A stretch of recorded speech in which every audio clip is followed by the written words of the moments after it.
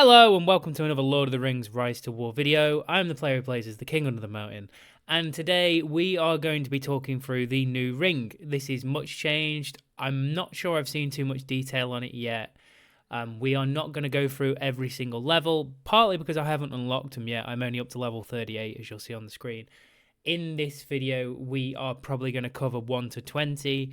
We are going to go through what's new, what's not, what's the same, what's been slightly tweaked, how it now works, how the reputation points work, kind of all that good stuff really, and try and help people understand it as they go along and how they do things. So we're probably going to start with the fact that you now have to upgrade your reputation points, which you get from a few different factors, to be honest. You get them also from not just chapter tasks, but you get them from your affluence figure, which is the amount of tiles that you own in your overall affluence figure. This includes the amount of buildings that you've got. And you get this every 8 hours, and it scales up pretty much to the point of 40,000. Beyond there, you get no more scaling. You also get your tavern tips every day, where this figure actually goes up. I'm not sure what it goes up to, but I'm pretty sure when I started the season it was about 200 points. You also get them from your chapter tasks, and that depends on the chapter. And you can also get them for sieging and hitting keeps within your fellowship. You can get roughly 2,400 points a week of reputation from your fellowship. This one is quite interesting because it refreshes every 8 hours on your keep, so that's the sort of one that you want to keep going at. So there's different ways of getting it. Maybe do a different video on reputation, to be honest, and how that works. But for the time being, you now have different progression slots. So you've got 1 to 5, 5 to 10, and 10 to 20. We're going to cover, like I say, 1 to 20 today. And it starts basically with something that used to exist on the old ring, except for you used to have to upgrade it. This is quite good. It basically means, particularly if you're free to play, we'll go for it. So time control 1, there is a time control 2, so it can go up to half an hour. Before, I think it went up to half an hour, but you had to have 4 points in it, I think, possibly. So now it's only 2 points, but you have got less ring points, so... Time control 1 finishes construction immediately when the remaining construction time is less than 15 minutes. Now, this is quite helpful in the early game because you don't have many speed ups, and even if you're a whale, you still have to unlock the market, really, unless you're going to spend gems before you can start getting the 5-minute speed ups. So this is a really helpful feature. It can be used universally. It no longer uses ability points to use, which I think it used to use 1 ability point to use, so that's quite useful. Nice quality of life thing, just so you can actually complete a structure. The other good thing is if you go to sort of quick complete a structure, it does factor this into what you're doing, so that's quite nice. And that's the only thing you can get up to ring level 5. At ring level 5, you unlock it sort of tells you what you unlock above. And we'll go through those next. The interesting thing about this is you gain points as you go along, so here's your skill points here. I think you can reset it because there will be certain points, like where I'm at now, where I could possibly need another fort, or if I hadn't got a 11 power tile, I might need coordinated gathering. But we'll come into that in another video. But yeah, you can reset it, but you cannot go beyond the next level of the ring without filling all of these out. And I think if it still gives you it doesn't give you the prerequisites, sadly, when you're doing it, but you can't save points to put into here. You have to use your points as you go along. So after you've got to 5, and this figure here for reputation per level scales up per level as well. I think the first few are sort of 200-ish, and then by this point they're at about 1,200. It was 800 for a while. So probably the order of unlock, I would guess, if you're going to be doing an early season farming style thing, which you will be at this stage, I would personally unlock clairvoyance straight as soon as I could. And the reason for that is it gathers information about the first 2 armies present on a land tile. This command is applicable to unoccupied land. So pretty much when you start a season, all land is going to be unoccupied. Unless someone's farmed it already next to you, and you won't be able to do much about that. It's really useful. it can help you with getting your unit counters. So I use it a lot, even from sort of the 3 or 4 level power tiles, to be honest, right the way up to the 10 power tiles and the 11 power tiles. And I will use it on 12 and 13s too. I'm really struggling there to have to turn away from saying 200 tiles and things like that because of the newer system. So it means you can get your unit counters in a lot more. So if you have small units predominantly in your barracks, you can look for tiles that don't have too much damage.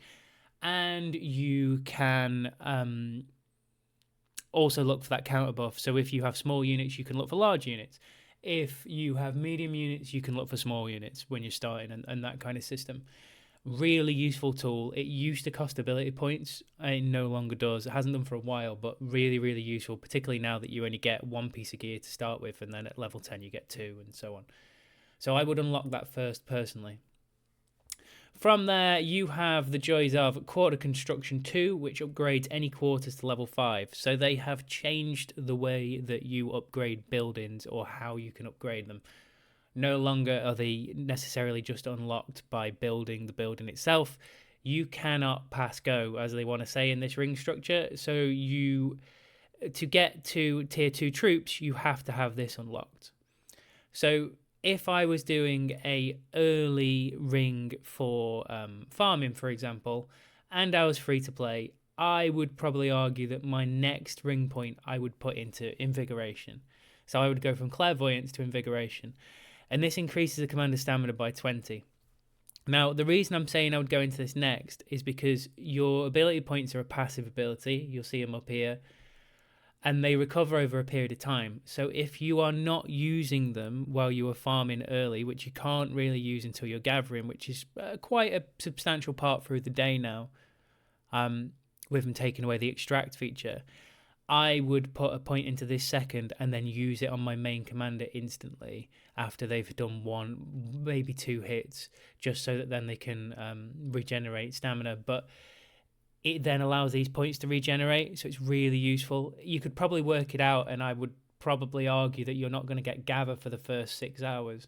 So you could invigorate 2 of your main commanders both once, or your main commander twice, and that's why I would put my second point in there.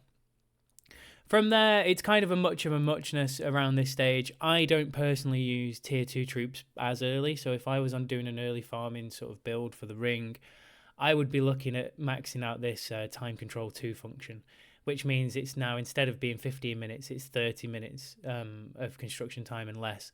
Really helpful, particularly for free to play. You're just finishing those buildings all the time, no particular cost to yourself, whether it be gems or speed up, so really nice skill. I would then put my last point into quarter construction, so I can then get tier 2 troops whenever I feel it's necessary.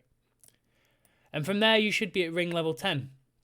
And you unlock the following skills, which are Commander Arts, Dominance, Conversion, and Fort.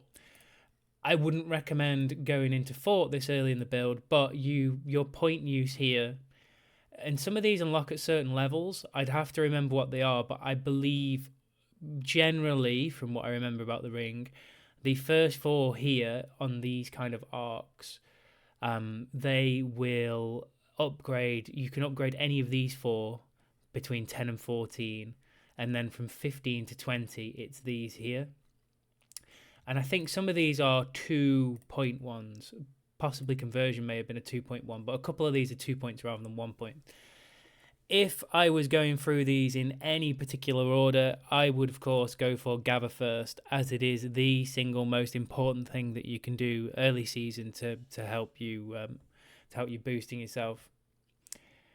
Generally, is what I would do. However, with the way they've now changed the system, you need to unlock Command Arts 1 first. And this is because you no longer upgrade your amount of formations in your army through buildings, you now do it through your ring skill. So as soon as you unlock ring 10, you would go into Commander Arts 1. It allows you to take tiles far sort of faster. You have 3 formations then in your army.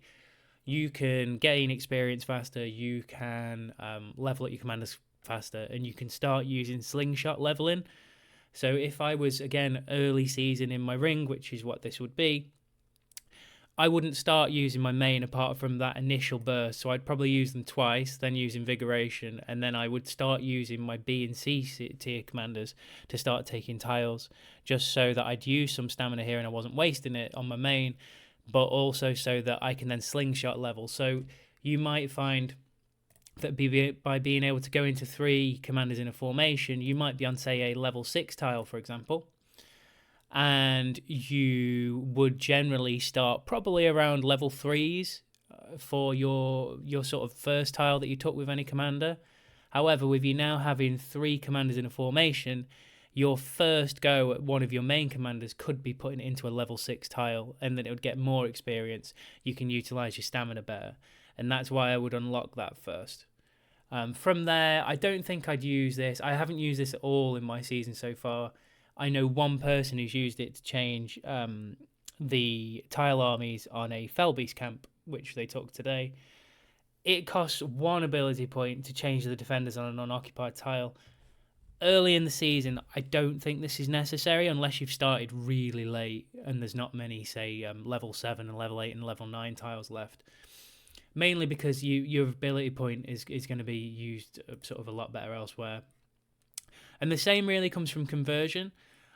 I know that conversion used to be quite a useful sort of piece of equipment, and I would argue it's probably still useful, particularly if you need troops quickly, or if, say, example this season I've started in Mordor, and it's a Rebuilding Glory server, so I am locked into a Orc barracks, for example, from Mordor. So I would have to build, for example, if I went to use Gil-galad, yes, sorry, I will be using Gil-galad for farming, elf barracks to then get elves. If I was surrounded by elf mobs, which I won't be in Mordor, to be honest, but say if I was, I could unlock that elf mob and take half of it into my barracks so I could get elves earlier. It would probably be useful in even a elf start if you're in Lothlorien, for example, or in Linden, because you could probably quite quickly get wardens so you could protect the squishy range troops that you start with. But I wouldn't sort of, once you've got past the Command Arts 1, I would put my point in gather so I can start gathering from hopefully some level 7, 8 or 9 tiles sometime soon, and using these ability points effectively. From there, you can either put it into conversion or tactical ruse. Tactical ruse is new. You can no longer reset an army by just sending one troop at it. I think they reset every 12 hours, might even be 24 hours, but they do reset eventually. But just sending an army with one troop on no longer resets the tile once it's sort of recovered. So the other thing to note about conversion is it's now half the mob, not the full mob, but it no longer costs you 10 ability points, it costs you 5. So they've kind of just halved it up, not really too sure why, but I would basically, so like I'm saying, go from here to gather to tactical ruse or conversion. You've got to use both anyway, so I would just use them. And then once you're at level 15, I would go straight into dominance, because they have changed yet again the way the ring tree works. So before, you used to have the dominance tree, and it used to go every 10 levels of the ring. You used to get 10 to 15 tiles at a time, pretty much.